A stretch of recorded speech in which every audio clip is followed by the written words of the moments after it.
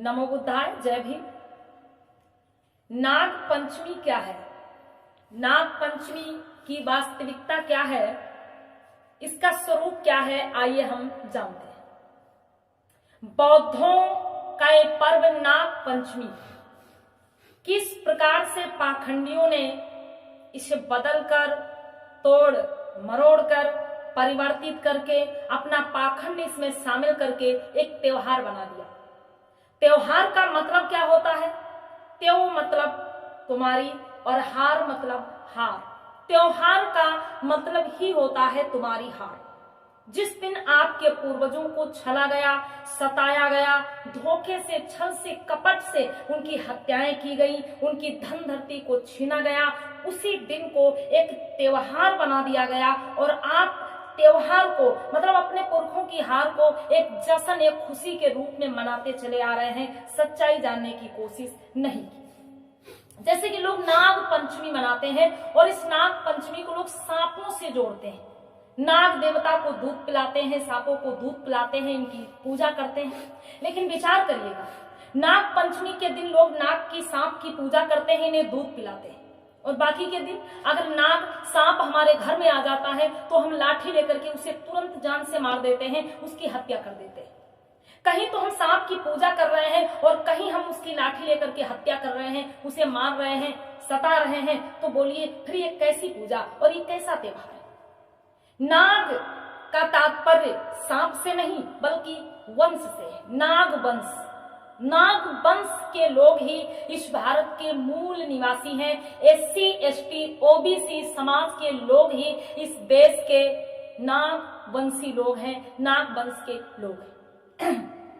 कभी इस भारत में इनका ही वर्चस्व हुआ करता था। नाग वंश के लोग बुद्ध के अनुयायी, बुद्ध के उपासक हुआ करते थे, वह बुद्ध धम्म के प्रचारक भी हुआ करते थे। इनका आपसी रहन सहन समता, एकता, भाईचारा व न्याय पर आधारित हुआ करता था। नाग पंचमी का जो पर्व लोग आज मनाते हैं, इस पर जरा बात करते हैं कि मूल निवासियों का ये पर्व कैसे हुआ करता था। नाग वंशियों का ये पर्व कैसे हुआ करता था? सावन की जो पंचमी होती है, इस सावन के पंचमी के दिन नाग वंश के जो बौद्ध लोग हुआ करते थे, एक वार्षिक पंचायत किया करते थे, वार्षिक बैठक किया करते थे। और ये जो सावन की पंचमी के दिन वार्षिक पंचायत होती थी, ये अपने मुखिया के चुनाव के लिए होती थी।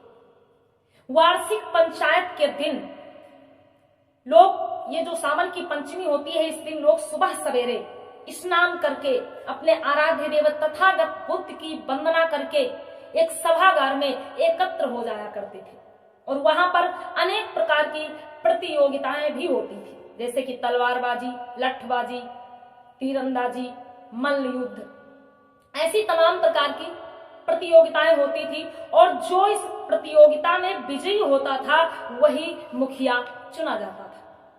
इसका मतलब यह है कि सावन मास की जो पंचमी होती है, यह मूल निवासियों के लिए अपने मुखिया, सरपंच या किसी श्रेष्ठ पद के चयन, चुनाव के लिए हुआ करता था। इसे वार्षिक बैठक के रूप में इस दिन को लोग जानते थे और धीरे धीरे ये नाग पंचमी के नाम से जाना जाने लगा। विचार करें, नाग वंश में 5 महान पराक्रमी राजा हुए, बहुत ही बलशाली वीर राजा हुए, और उन राजाओं की याद में मूल निवासी लोग ये सावन की पंचमी के दिन आपस में बैठक किया करते थे, तरह तरह की प्रतियोगिताएं किया करते थे, ताकि उन पराक्रमी राजाओं के बल विक्रम को कोई भुला न दे। याद रहे, आज भी जब ये नाग पंचमी का त्योहार मनाया जाता है तो इसमें क्या होता है कि कपड़े की गुड़िया बना करके और चौराहे पर डाल करके, सड़क पर डाल करके लाठी डंडों से उसकी पिटाई की जाती है। इसका तात्पर्य क्या है?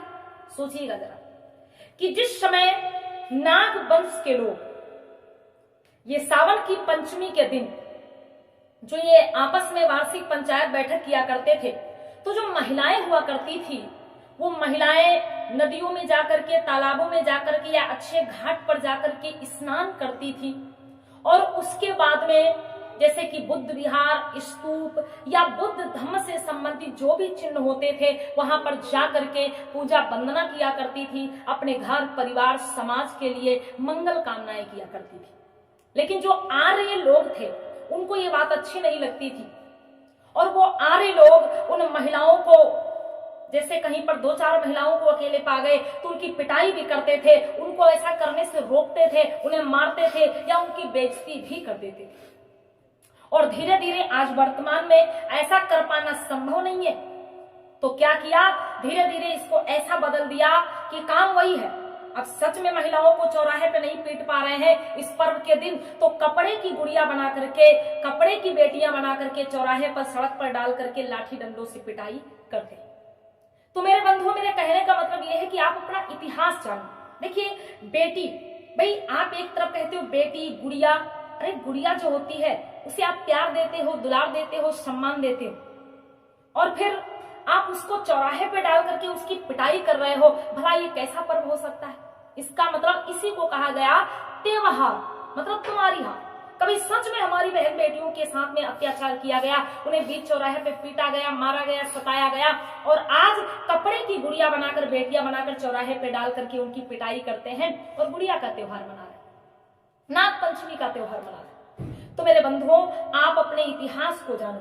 जो नागवंशी लोगों की पंचमी हुआ करती थी वो धीरे धीरे विलुप्त हो गई और आज वही पंचमी क्या हो गई, सांपों की पंचमी हो गई। हम अपने इतिहास को भूल गए, अपने पराक्रमी योद्धा नागवंश के राजाओं को भुला दिए और आज हम सांपों की पूजा कर रहे हैं, सांप को दूध पिला रहे हैं और इस प्रकार से इस पंचमी को हम मना रहे हैं। तो आप अपने इतिहास को जानिए और अपने पुरखों को जानिए, अपने पूर्वजों को जानिए, और जो भी त्योहार आज आप मनाते हैं उनका मूल कारण जरूर जानिए कि इसका रहस्य आखिर क्या होगा, इसकी सच्चाई आखिर क्या हुई होगी।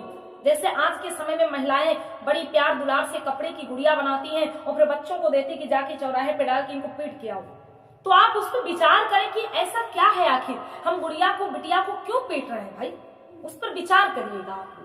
तो ये नागपंचमी के उपलक्ष्य में मेरी थोड़ी सी जानकारी रही।